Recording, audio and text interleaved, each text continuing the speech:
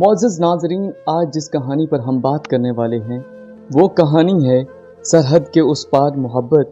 یہ کہانی ایک پاکستانی فوجی کی جس کا نام کپتان علی نواز تھا۔ مضبوط قد آمد، گہری آنکھیں اور چہرے پر وطن کے لیے قربانی کا عزم۔ وہ ان دنوں کشمیر کے قریب ایک حساس پاکستانی چیک پوسٹ پر تعینات تھا۔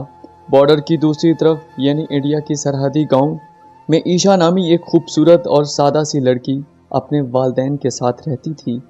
اس کا دل امن سے محبت کرتا تھا۔ وہ اکثر اپنی چھت پر کھڑی ہو کر خاموشی سے پہاڑوں کو تاکتے ہوئے خواب بنا کرتی کہ ایک دن دنیا سے نفرت مٹ جائے گی۔ ایک دن کپتان علی دوربین سے سرحدی حالات کا جائزہ لے رہا تھا کہ اس کی نظر عیشا پر پڑی۔ وہ ایک کتاب پڑھ رہی تھی اور ہواؤں میں اس کے بال اڑ رہے تھے۔ ایک لمحے کو علی کی سانسیں رک گئی۔ دشمن ملک کی بیٹی، مگر اس کی معصومیت پر کوئی دشمنی نہ تھی۔ دوسری طرف عیشا نے بھی جب پہلی بار علی کو وردی میں دیکھا تو اسے لگا جیسے پہاڑوں کی خاموشی میں کوئی کہانی بولنے لگی ہو۔ دونوں کے درمیان الفاظ نہیں، نگاہوں کا رشتہ بنا۔ وقت گزرتا گیا، علی اور عیشا کے چپکے سے ایک دوسرے کو دیکھنا شروع ہو گیا۔ جب کبھی علی کثرت پر ہوتا، عیشا اپنے آنگن میں آ جاتی، اور جب علی چھٹی پر جاتا، عیشا چھت پر نہیں آتی، جیسے کسی خاموش وعدے کا احترام کرتی ہو۔ پھر ایک دن قدرت نے موقع دیا، ایک بارش بھری شام جب دونوں بارڈر کے قریب ایک ہی وقت میں پہنچے۔ عیشا نے کانٹے دار تاروں کے قریب آ کر دھیرے سے کہا، کیا تم دشمن ہو؟ علی نے ہنستے ہوئے جواب دیا، اگر محبت دشمنی ہے تو ہاں۔ اس لمحے محبت سرحد پھلانگ گئی۔ وہ ایک دوسرے سے باتیں کرنے لگے، پرندوں کے پیغام، ہاتھوں سے لکھے نوٹ اور آنکھوں کی زبان نے وہ کہہ دیا جو لفظ نہیں کہہ سکتے تھے۔ کپتان علی نے عیشا سے وعدہ کیا، جنگ کے ختم ہوتے ہی میں تم سے شادی کروں گا۔ عیشا نے ہنس کر کہا، تب تک میں ہر روز تمہارا انتظار کروں گی۔ عیشا کے گھر والوں کو بھی علی پسند آیا تھا، اور جب دونوں خاندانوں نے صلح اور شادی کا ارادہ کیا تو گویا محبت نے اپنی راہ پا لی۔ لیکن قسمت کو کچھ اور منظور تھا۔ 9 مئی کو سرحد پر اچانک فائرنگ شروع ہو گئی۔ دونوں طرف حالات بگڑ گئے، جنگ چھڑ گئی۔ علی کو فرنٹ لائن پر بھیج دیا گیا، اس کی جان خطرے میں تھی۔ عیشا کے گاؤں میں خوف کا عالم تھا، لوگ پناہ گاہوں میں چھپنے لگے۔ عیشا کا دل ہر لمحہ دھڑک رہا تھا کہ کہیں علی کو کچھ نہ ہو جائے۔ اس دن رات کو عیشا کے والدین نے اسے سختی سے کہہ دیا، اب تمہاری شادی اس پاکستانی فوجی سے ممکن نہیں، ہم دشمن ملک سے رشتہ نہیں جوڑ سکتے۔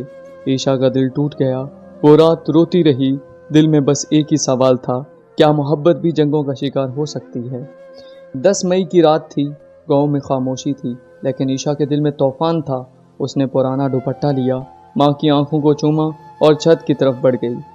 اسے ایک خفیہ سرنگ کا علم تھا، وہ کبھی پرانے زمانے میں بنی تھی اور بارڈر کے نیچے سے پاکستانی علاقے تک جاتی تھی۔ وہ سرنگ میں داخل ہو گئی، اندھیری رات، سانپوں کا خوف، صرف ایک جذبہ اس کے ساتھ تھا، علی کی محبت۔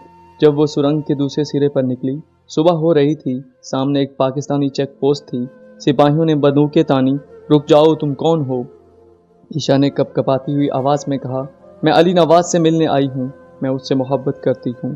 چند لمحے بعد علی کو بلایا گیا۔ جب اس نے عیشا کو دیکھا، اس کی آنکھوں میں آنسو بہنے لگے۔ اس نے دوڑ کر اسے گلے لگا لیا، تم یہاں، یہ کیسے ممکن ہے؟